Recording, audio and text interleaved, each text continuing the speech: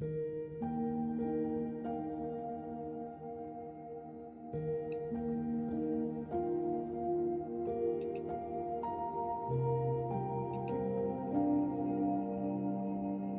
friends, I'm Dr. Vidya Shembule, an Ayurvedic doctor, the founder director of Ayurveda Institute, Belgium.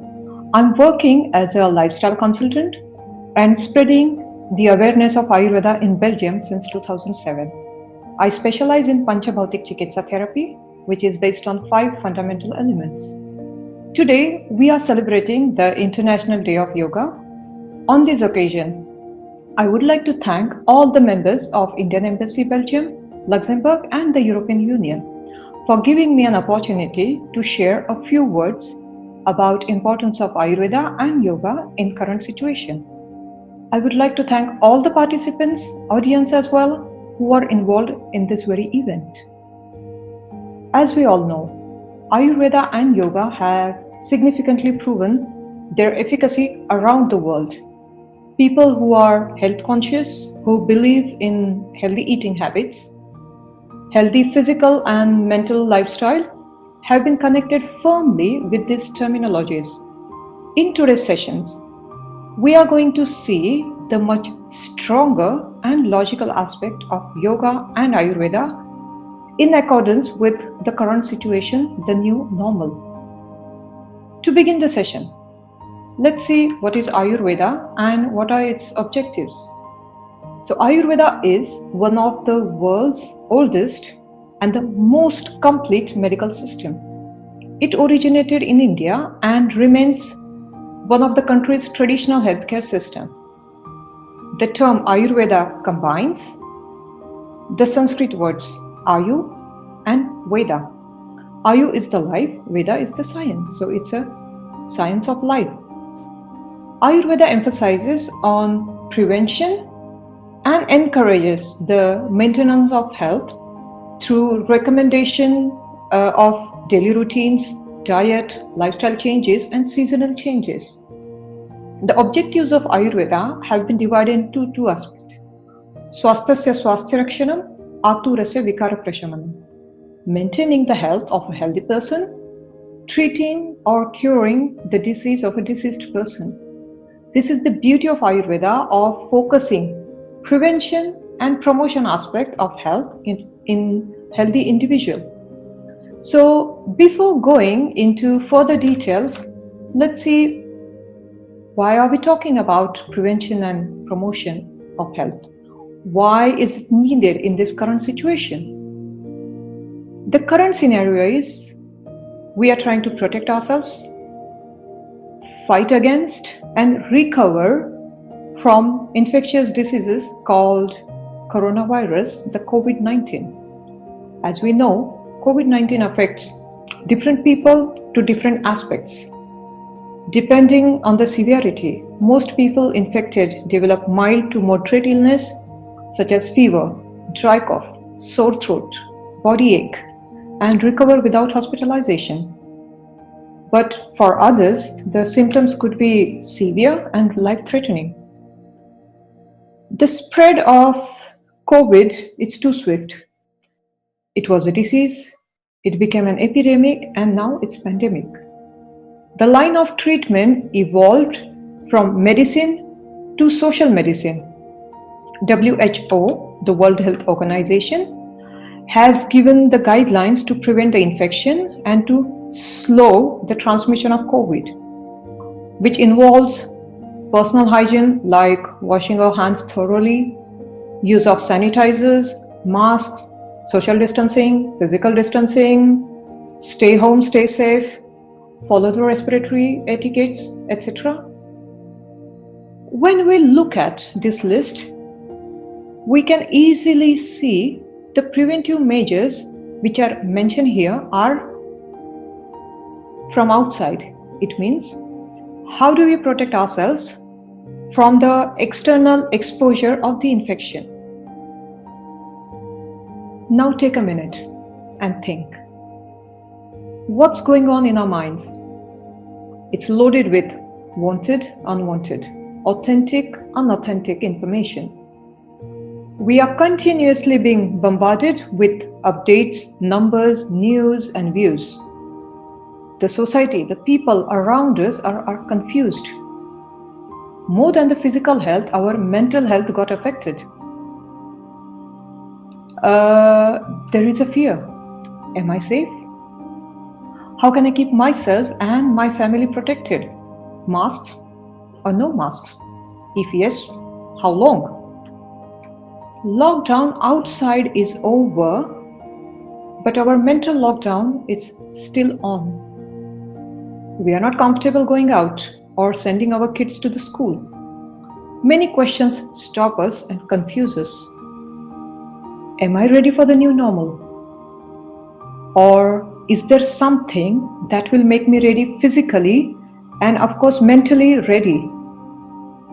Is there any user's manual which can lead us towards a better health and a better future? The answer is Ayurveda. We have seen one of the most important objectives of Ayurveda is to protect and to promote the health. And how do we do it? By improving one's immunity. In Ayurveda, the Sanskrit word for immunity is Vyadhi Kshamatva. Vyadhi Kshamatva. Disease, resistance against the disease. So it is another sheer beauty of Ayurveda. That it explains the immunity at different levels. The physical immunity, which protects us from the diseases, illnesses, by preserving and restoring our life. It inhibits the effect of the diseases and heals the wounds quickly. Psychological immunity, which promotes our mental health, mental functions, and social immunity, which keeps the social health in harmony by developing our interpersonal exchanges. So, promoting immunity, it is prescribed treatment by Ayurveda in case of Janapadodhvans. Janapad is the community, Udvans means the destruction, as in case of epidemics and pandemics. So these diseases could be airborne, waterborne, location and time-borne. The Ayush Ministry and the Council of Scientific and Industrial Research are working together on validating 4 Ayurvedic formulations against COVID-19. These formulations will be tried as an add-on therapy and standard care for COVID-19 patients.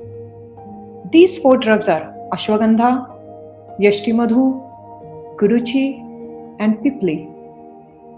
These act as immunoboosters on our whole body. Meanwhile, let's take a look at the other drugs which are respiratory immunoboosters. These drugs have been serving the mankind for many years and have become an integral part of Ayurvedic medicines, especially in the respiratory infection. And soon these medicines became the inseparable part of our kitchen. That's right, the spices. They are spicing our food and our lives by providing the strength to our respiratory system and the digestive system. Kitchen spices which are very handy, but show a lot of healing properties. These spices stimulate appetite and aid in digestion. The regular use of spices help in balancing doshas, which eventually increase our immunity. If we see the Ayurvedic action of curcuma, the turmeric, I call it a golden goodness. It is highly functional on upper respiratory part. It works by its pungent, bitter, astringent taste, hot potency. So curcuma or the turmeric is light, it's penetrating, and it has its anti-inflammatory, analgesic properties, and it's a good muscle relaxant. It is equally useful in allergic rhinitis, where there is an inflammation of mucous membrane inside the nose. The next spice in the list is ginger, called arthrak in Sanskrit. It works wonderfully with the similar properties in common cold and cough. You can easily find the references in the traditional book. Similarly, we can use cinnamon bark, dalchini, and cardamom, ela or elaichi. They show the similar effect in the respiratory infection. They are pungent, bitter, light, dry, penetrating. Cinnamon is hot in potency, where cardamom is cold in potency, but it is widely used in Ayurveda for common cold, cough, and other upper respiratory disorders. Let's take a quick glance at very popular and easily available spices in any kitchen: black pepper and clove. Black pepper, pungent, strong, piercing, sukshma as described in Ayurveda text. It means it enters into the deeper and minute channels, very useful in respiratory diseases, in chest congestion due to phlegm or mucus. And clove is being widely used in chronic respiratory disorders by Ayurvedic doctors. Why can't we introduce these into our daily routine as a respiratory immunobooster? I agree. We use them in our kitchen, but this is the time when we introduce them from culinary use to the therapeutic use. This shift can be very thoughtful and useful. The very practical way to use these spices to get their utmost efficacy would be in form of a tea. Add an inch of peeled or grated fresh turmeric or powder, juice of quarter of a lemon and hot water, and it's done. You can add honey. Honey is good for eyes, vision, chronic respiratory diseases. It works as a catalyst. Or you can add rock candy. Rock candy, it's called mishri, khadi shakkar, in Marathi khadi sakar, and in Sanskrit it is called sita. It is useful in dry cough. Just put a piece of sugar in your mouth and keep on sucking it. So rock sugar helps to soothe the throat and facilitate the sputum formation. Because of these qualities, Sita, the rock candy, is commonly used in cough and asthma related products such as Sitopaladi Churna, Talisadi Churna. Diabetic patients shouldn't take it as it is high in calories. If you are focusing on getting the benefits as a respiratory tonic, best time to have it is in the morning 8 to 10 and in the evening 4 to 6. When your stomach is a bit empty, and so the benefit that you receive are more. It doesn't get mixed with the food. And if you want to have it to aid the digestion, you can take it after the meals as well, because these spices are good appetizers and help in digestion. Moving on to the next formulation is Chyawanprash. Chyawanprash is an Ayurvedic health supplement which is made up of concentrated blend of nutrient-rich herbs, minerals. It is meant to preserve the strength, stamina, and vitality. Chyawanprash is formulated by processing multiple medicinal herbs and their extracts, including the prime ingredient is amla, the Indian gooseberry, which is the richest source of vitamin C. The finished product has a fruit jam-like consistency. It is sweet, it is sour, it's spicy. Regular intake of Chyawanprash strengthens and improves the immunity, the functioning of the respiratory system. I would like to share a disclaimer over here. The tips suggested in this talk are for supportive measures and shouldn't be considered as a prescription or as a medicine. This is not a treatment of any disease. These tips, home remedies, are supported by Ayurvedic literature and scientific publication. These are healthcare guidelines which are recommended by the Ministry of Ayurveda, also called the Ministry of Ayush, for preventive health measures and boosting immunity with special reference to respiratory health. Friends, let's move on to Another beautiful aspect of Ayurveda, which was explained thousands of years ago, and it is so evident in today's situation. As we all know, the word Ashtanga Ayurveda. Ashta means 8 and Anga means the limbs. The traditional Patanjali Yoga is been divided into 8 branches, and they are called Ashtanga Yoga. The main aim of Patanjali Yoga is to acquire ultimate control over mind and the senses by using these 8 branches: Yama, Niyama, Asana, Pranayam, Pratyahar, Dharana, Dhyan and Samadhi. We are talking about the Yama. Yama explains the social ethics. I repeat, Yama explains the social ethics, the guidelines for maintaining a firm connection with the society. It has a set of guidelines to be followed in order to establish a harmonious relationship with the society. And for that, there are 5 main ethics that everyone should follow, such as Ahimsa, that is non-violence, Satya, the truth, Asteya, non-stealing, Brahmacharya, abstinence from unnecessary physical pleasures, and Aparigraha. Aparigraha says avoid hoardings, avoid hoarding, greediness. It means follow the unpossessiveness. We have seen people rushing to stockpile provisions in response to the COVID-19, the pandemic. We have seen people buying up hand sanitizers and toilet papers, consumers stocking up on medical grade face masks, which led to the shortage of suppliers for the healthcare workers, which is not ethically permissible. That is aparigraha. Avoid hoarding, one of the 5 main social ethics. Next one is niyama. These are the rules for spiritual practices.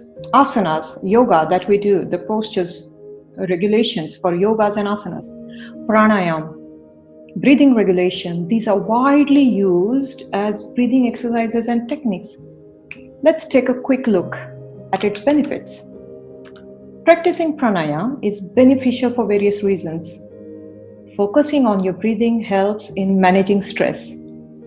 It improves the blood circulation, provides deep relaxation for the mind and the body.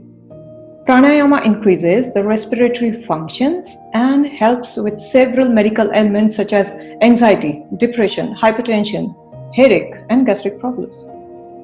You can see different types of pranayamas. You must have heard about Shitali, Ujjayi, Kapalbhati, Vilom, Anulom, Bhramari, Bhastrika, Nadi Shodhana. So there are different techniques, and individually it can benefit by performing it on a daily basis after learning it and doing it under the proper guidance of an expert. In this new normal, there are certain situations which we have to accept unwillingly. Yes, I'm talking about the kids. The corona pandemic is remaking the way children learn, and it could have an impact on their eyes. With the schools shifting to online lessons, children are spending more time in front of the screen. Many parents are relaxing screen time rules for TV and video games to keep the kids occupied while social distancing. In a new set of guidelines, the World Health Organization said that an infant under 1 year old, should not be exposed to the electronic screens. Children between 2 to 4 should not have more than 1 hour of sedentary screen time each day. Limiting it, or in some cases eliminating screen time for children under the age of 5 will result in healthier adult. Trust me, the sense organ which is misused to its maximum extent is eye.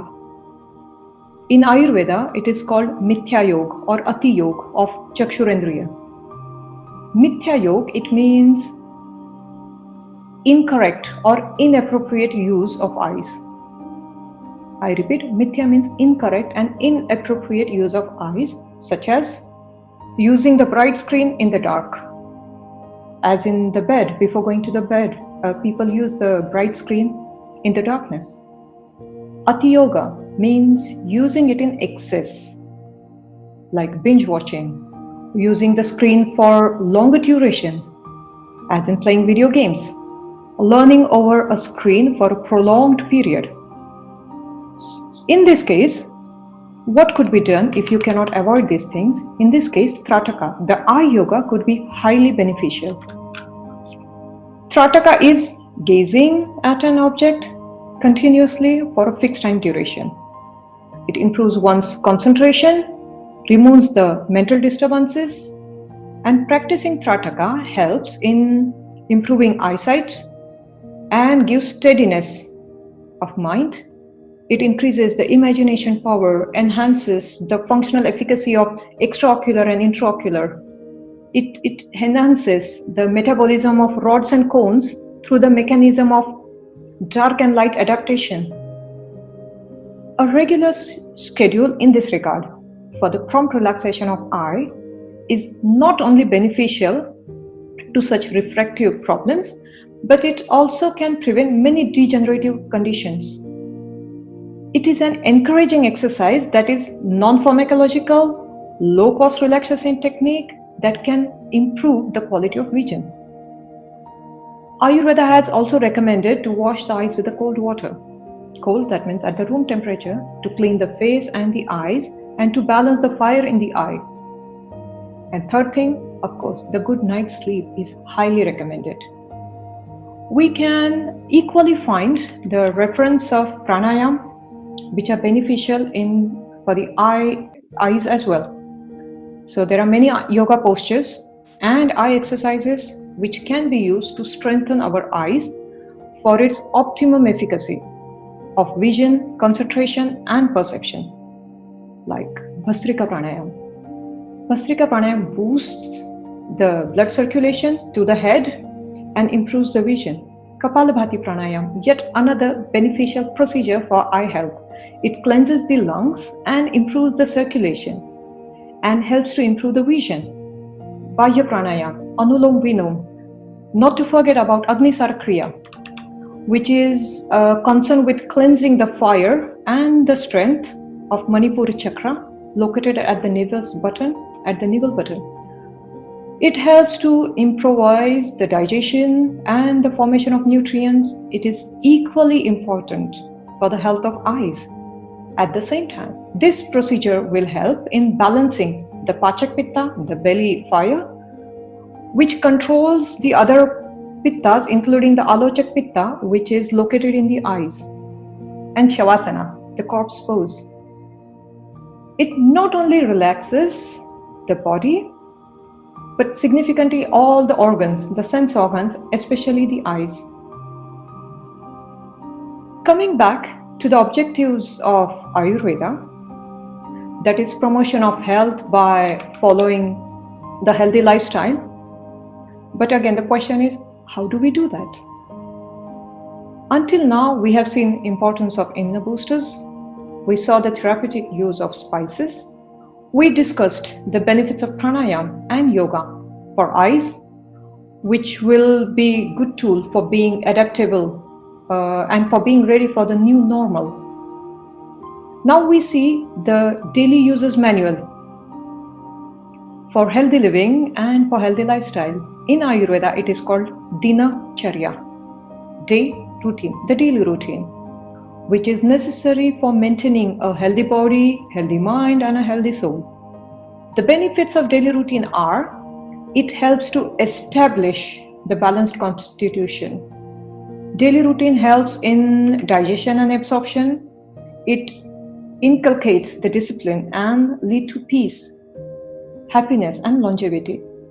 The daily routine steps in Ayurveda are explained with all the practical details.